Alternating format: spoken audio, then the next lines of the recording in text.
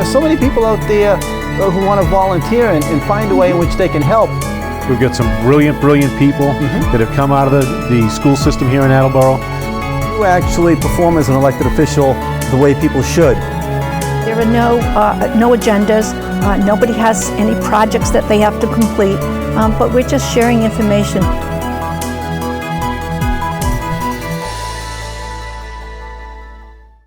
Good evening and welcome to People It's Good to Know. I'm your host, John Davis. For the next few weeks, we're going to be interviewing a series of candidates in this year's municipal elections. And tonight, we're fortunate to have with us an individual who's going to run a write-in campaign for Mayor of Attleboro. This is John Robinson. John, thank you so much for being here. Thank you for having me. I think there are a lot of people who have probably just heard your name recently, but don't really know much about you. You want to start and tell us a little bit about yourself? Sure. I've been a resident in Attleboro for 33 years, married to my wife for almost 34 years, got a great daughter that's a nurse. I've worked in the automotive industry most of my life, owned and operated Robinson's Truck and Auto in South Attleboro till I retired. Then I ran a tree company for a friend of mine that had about 35 employees for a few years, and then I took my retirement from there. Yeah, I mean, I've heard from other people that you were really pretty much an expert in truck repair, that you really highly skilled. I did my time, and I learned everything I needed to learn, and I did it well. Well, that's good. So, not to jump too far ahead too quickly, but what was it that made you decide that you wanted to get involved in politics? Have you always been interested in that field? Or? I have been interested, just never had the time because I always worked. So this year, what happened, I watched the opponent get pushed off the ballot, and I decided that it was time that somebody gave opposition to an unopposed mayor. I don't think any position in any elected office should go unopposed. Somebody should run against them so there is at least some dialogue that people can get to determine if that's the person they want. I would agree that dialogue is always an important thing, and probably the more the better. Had you been seriously considering running in the past and just? I had. Again, it was timing. Timing's everything. It takes a lot of time to run a campaign. It takes a lot more time to run a write-in campaign because you really have to get the word out. People need to know who you are, and it's just a lot more work than getting 200 votes, filling out the paperwork and turning it in. And that would have put me on the ballot. Here I'm not on the ballot. I have to get way more than 200 signatures. I have to get, 3,000 to 4,000 people to like me and vote for me, and agree that they'll go in and put a sticker or write my name down. So for the people that think I didn't do the work, I did the work. And I've done my homework in reference to how this city is run and the finances of this city and how deep underwater this city is. It's always interesting to me when what it is that brings people to run for office. Oftentimes each person has a different thing that sort of triggers them to get involved. But the one thing I find they all seem to have in common is they almost all have thought about it for a while. Yeah, I'll agree with that. People have thought about it for a while. What's making me run is my wife doesn't want to retire. She wants to stay here a while. I wanted to sell and move. In order for me to stay, I would like to make Attleboro better. I know where it's failing. I know how to fix it. So the only way to fix it is to get in there and do it. Making the suggestions, nobody listens. The mayor's term is 2 years. Nothing will get fixed in 2 years. A plan must be put in place, and you must follow that plan. It will not happen in one term. It will not happen in 2 terms. In a 3rd term, it could all come to fruition. But if you don't have a plan on how to reduce people's taxes, taxes will continue to rise, and it will continue to push people out of the city. especially people that are on fixed incomes, living on Social Security. I just know that I myself do not want to stay here and retire because of the cost. Taxes are going up, water and sewer are going up, electricity is going up. Who can live on that? I mean, who can live with those bills and be retired? That's sucking up most of your retirement money. That's not fair. So someone has to come in and say, this is how you make it so people don't have tax increases every couple years and tax them out of the city. That's the 5-year plan. If you don't follow the 5-year plan, nothing will get fixed. Mayors in this city work on a 2-year plan, getting in and then getting reelected. And as long as that continues, nothing will ever get fixed because they only look ahead 2 years. They don't look ahead 5. I don't know about you, but I think everybody in their 40s or so is looking at retirement. They're looking ahead. They're looking ahead 25 years or so. And they're figuring, do I have enough money to retire? If I don't, how much do I have to put away to retire? So it's looking ahead that makes everything happen. And this current mayor, the past mayor, the mayor before that, not one did I see look ahead more than 2 years. Nothing in this city will get fixed unless you put a plan into action. And that is a 5-year plan. And I have it all mapped out, which I'd be more than happy to share with people. But I'm not sharing that with the current administration so they can use it to run against me. And well, you're actually going to be having a public event soon where you could share some of that information with people who show up. Correct. That's Friday night at the Elks from 6 to 10 p.m. I'm hoping that we'll have a lot of people there. Well, it's always nice it's always nice to have a public event. You know, no matter what it is, whenever you get a group of people in the community together, I think that's always a good thing. I would like to have a packed room. I would like to educate people on the finances of their city, because I don't think people really know how much our city is lagging behind. We beg the state and the federal government for money every year. It's like we're a welfare city because we have to beg for money. We are not self-sufficient. So when the state or the federal government decides to stop giving out grants because we spend too much money in the state, where are we at? Yeah, we're going to have to tax more the residents just so we can pay the bills of the city. You know, when we make bad investments like the country club that we purchased. Okay. Personally, I'm not convinced that was a bad choice. But all right. Well, here I'm going to convince you. Okay. We paid $3.1 million for that club, for that golf course. Okay. We lose $150,000 a year in tax revenue. We've owned it for 4 years. 4 years tax revenue is $600,000. 3.1 million plus 600,000 is $3.7 million for a walking path. So, is it making us money or is it costing us money? Right. It's not making us a dime. And we have pretty much plenty of open space for people to go. We did not need that for open space. Had we kept it a golf course, I could have taken that municipal golf course and at a low end made $150,000 a year. At a high end, make it $500,000. And it's an attraction to Attleboro, not a distraction to all the neighbors. Just a pile of woods now. So I think that was a very bad business decision to not keep it open as a golf course. We should have kept it open as a municipal golf course, and the town should have kept that running.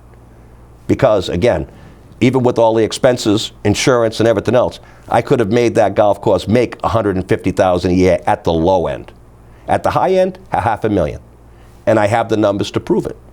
So anytime anybody wants to doubt that or say you're wrong, I'll absolutely sit down with anybody and show them how it works. Okay. That's economics 101. So that's just a bad business choice, and that's just people spending the taxpayers' money because it's not theirs. Okay.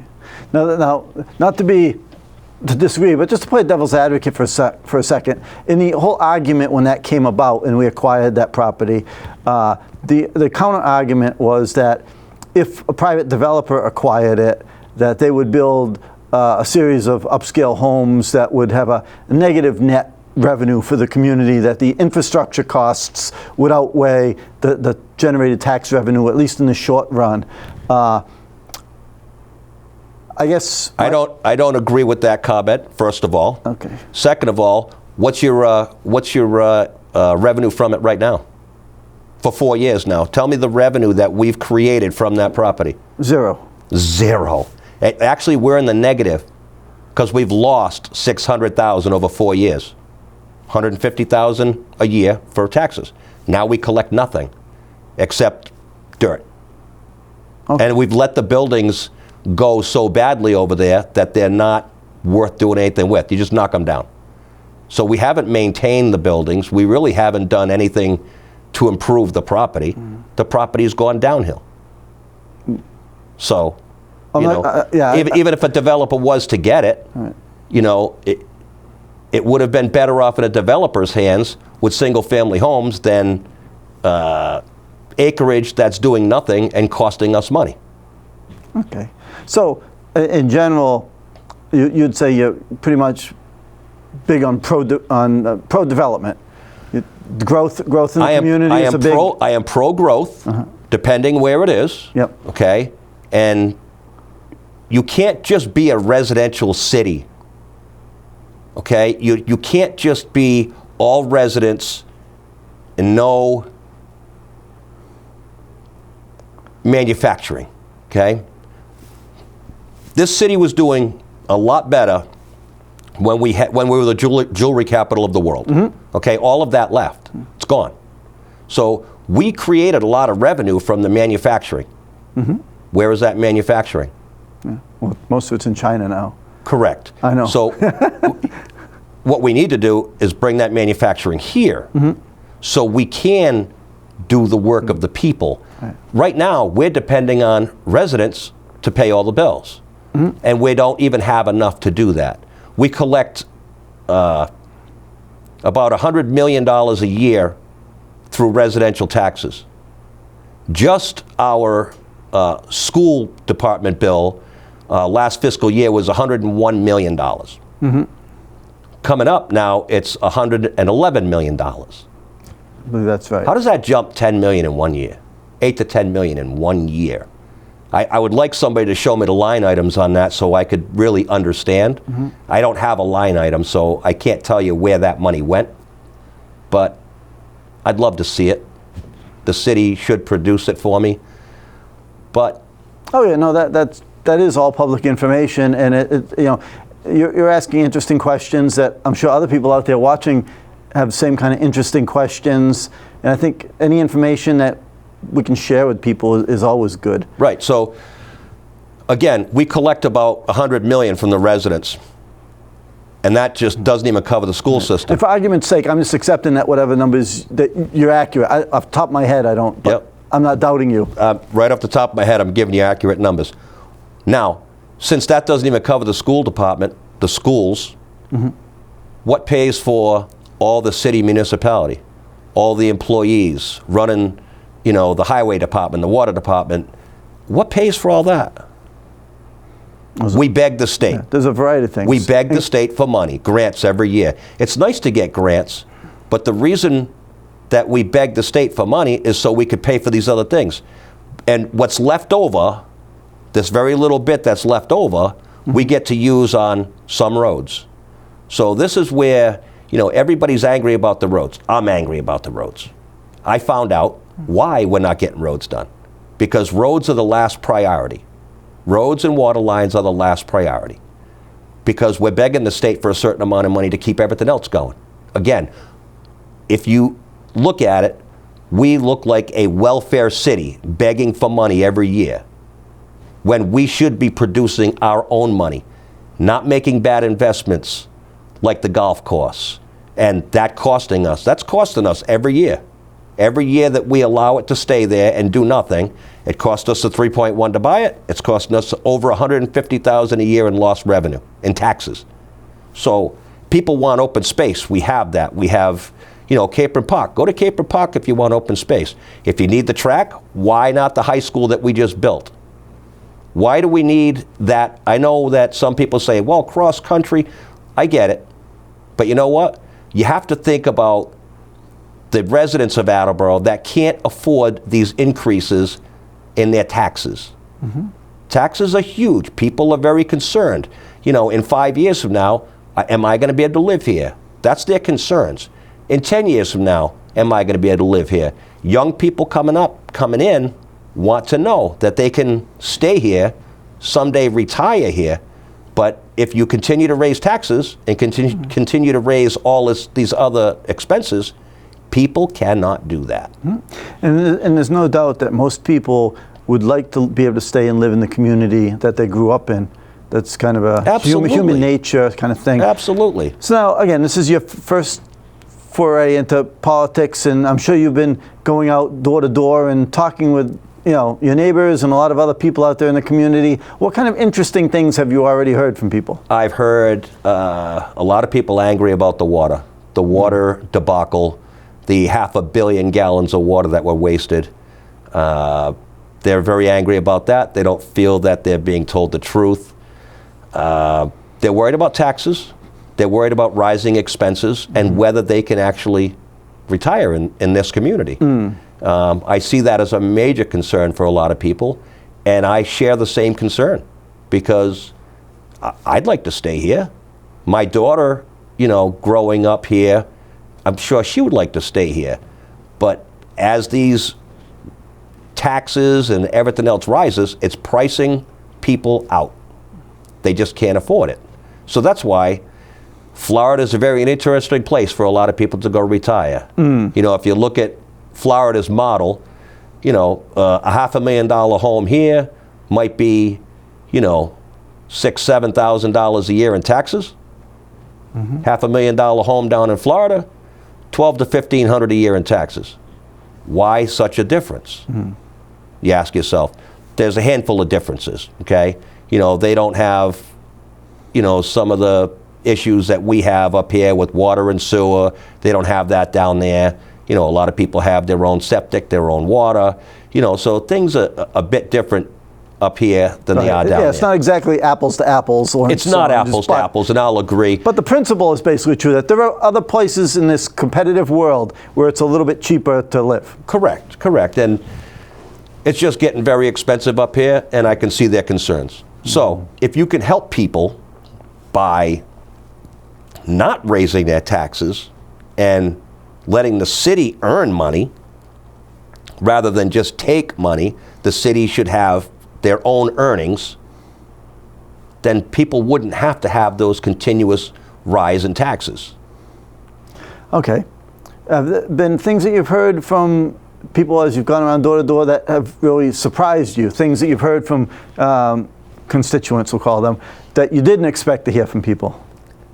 I think everything that I've heard, I've expected. Yeah. One of the things that I've heard is the current administration is not very residential friendly. I've heard a lot of people reach out and not be able to speak with the mayor. I personally feel a little bit different, that if you called my business, I would answer the phone. I'd be the one to talk to you. Like when I ran my business, my phone never rang more than 3 times. I'd get out from underneath the truck or underneath the car, whatever I was doing, and answer that phone. Because every time that phone rang, it meant money. People were calling me, it meant money. It didn't mean... There was a reason. There was a reason. So now, people calling to speak with the mayor, it doesn't mean money, it means somebody's unhappy. So let's try to solve the problem now, rather than a week from now, and make somebody even angrier, and then they're going on, on social media, bashing you to death because you won't talk to them. So, is it likely that I can answer every call? I'd like to think I could, but I'm not going to say that that's going to happen. Right. I'd love to be able to do that. There's only so many hours in a day, and there's still a job that I need to do, as well as try to keep people happy. Wednesday night market, people want to see it back. People had a great time at Wednesday Night Market, and I don't know why it was shut down. I don't know that. It was, having been actively involved with that for many years, it was a challenge. It was a really fun event, and I miss it as well. It was really thriving in the days when I first got into politics. But like most large-scale things that people like, there's a lot of moving parts and a lot of... Right.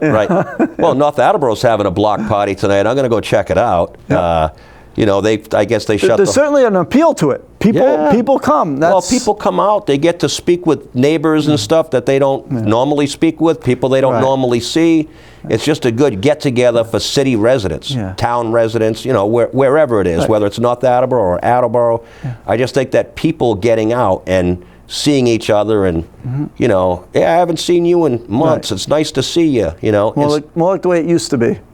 Yeah, more the way than it used to be, and I just don't think there's enough of that in the city, and I think we should attempt to bring that back for the residents, because I heard a lot of residents say they liked it, they liked to come out and see people, and a lot of people were disappointed when it was ended. Yeah, no, I think that's definitely true, that there's always been people, ever since the day it ended, there have been a certain number of people who have been constantly pushing to have something like that tried again. Maybe not exactly like what we did in that era, but something. So one of the things I'm sure you've experienced is that, there are a lot of people out there that really enjoy just having someone come to their door to talk to them. I'm sure you've encountered a lot of that. I have. People have said, "Wow, and I hate to bring this up, but the current mayor has never come to my door." I said, "Well, I'm sorry for that. I can't speak for anybody else but myself." And that I've heard a lot as well. So. And again, having been around politics over 30 years, you hear that all the time. People say, "No politician has ever come to my house before." And I'm saying to myself, I'm pretty sure 12 years ago I was here. Right. But it's a funny comment people make. Yeah, people do make that comment. What can I say? I can't speak for anybody else but myself. And for anybody that I haven't seen door to door, please come out Friday night, see us at the Elks, and I'll try to answer any questions that people have, any concerns that they might have.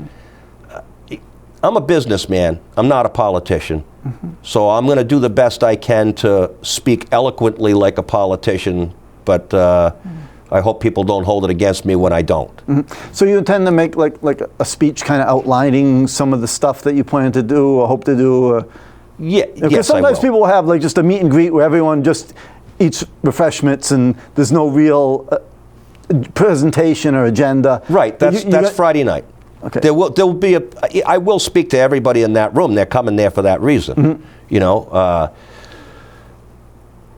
and try to do the best I can to win over their vote with the questions that I can answer. Everybody has questions, but 9 out of 10 of them are going to be, what are you going to do about my roads? What are you going to do about my water lines? What are you going to do about my taxes? And again, that all falls under my 5-year plan, and not a 2-year plan. Not going to happen in 2. No mayor could ever promise that. So anybody that does is, giving you sunshine in the wrong spot. It is funny. Again, over the last 30 years, I've seen the same 8 to 10 questions that are always asked. Right. I mean, the issues with the roads and the issues about more, economic business development and things. It's the same every 2 years, over and over and over again, which to me says that most people out there are concerned about the same things, right? I mean, we live in a really divided political world right now. Divided isn't the word for it. But there's so many fundamental things, though, that affect every one of us. Right. And we spend so much time lately talking about differences of opinion, but I think 90% of the stuff in our community, almost everyone agrees on. Correct. We just can't even seem to figure out how to address a lot of those issues that we almost all agree on. You have to put people's feet to the fire, and you have to address them.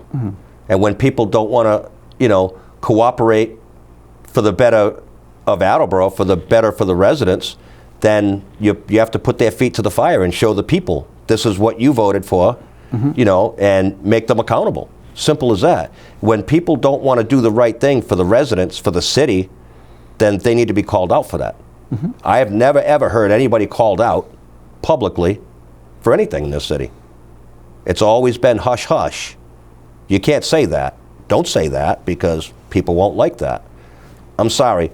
I'm very easy to get along with, but not when it comes to business. When it comes to business, I'm straightforward. This is the way it needs to go.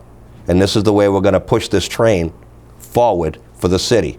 Not backwards, not neutral, not business as usual. Because everybody looks at business as usual, and it's wrong.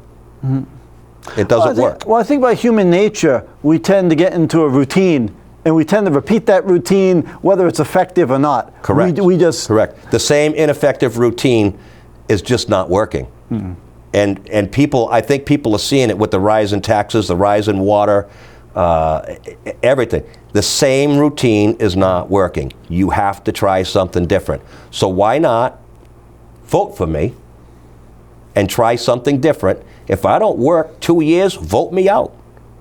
But if I do in 2 years and you see that I've made progress, then vote me in again. I don't care whether I'm in 2 years, 4 years, 6 years. I don't even care if I win this race. I'm just not going to let somebody run unopposed. Simple as that. But I have all the math. I have everything I need to know about this city and what it needs to move it forward. Right. Now, I'm sure some people out there are wondering, because you're running a write-in campaign, which is astonishingly hard for anyone. If you were unfortunate and didn't get elected, are you interested in running again in 2 years? Probably not, because politics in this city is nasty. Very nasty. I would say it's that way everywhere. Unfortunately, my I'm not going to experience- disagree with you, Yeah. but I got a taste of local nastiness, and it's not nice. No. These people are not nice, and I'll remember who they are. That's as simple as that. You know, I wanted a police detail for Friday night, and I was denied a police detail after a death threat. I was denied by the city of Attleboro. Why would the city of Attleboro deny me a detail that I'm paying for? Yeah, that seems a little odd, to be It honest. is. It's very odd. So I called the state police, and they were very happy to oblige. So now I have state police for a detail and not the city. But I don't doubt that the mayor is telling Kyle what to do, and Kyle is listening. But Kyle's making a mistake. Okay. It's not the right thing to do. Yeah, and I have no reaction to that, but we've got about 30 seconds left here tonight. Is there anything else you'd like to add before we go? Vote for Robinson, November 4th. That's Come pretty on much, down. That Write pretty it much in. sums it all up. Write it in, put a sticker on it. There'll be stickers available everywhere. If you don't have a sticker, get to me online and I'll bring you one. You want a sign? Get to me online, I'll send you one. I'll bring it to you. Well, thank you, Mr. Robinson, for being here tonight and allowing Thank you for having our guests, people in the audience to see a little bit about yourself. And, win, lose, or draw, I think it's great when we have new people like yourself get involved in the whole process. I think it brings a lot to the community, and, the best of luck. I agree. Thank you. And thank all of you for tuning in tonight for People It's Good to Know. There are so many people out there who want to volunteer and find a way in which they can help. We've got some brilliant people that have come out of the school system here in Attleboro. You actually perform as an elected official the way people should. There are no agendas. Nobody has any projects that they have to complete, but we're just sharing information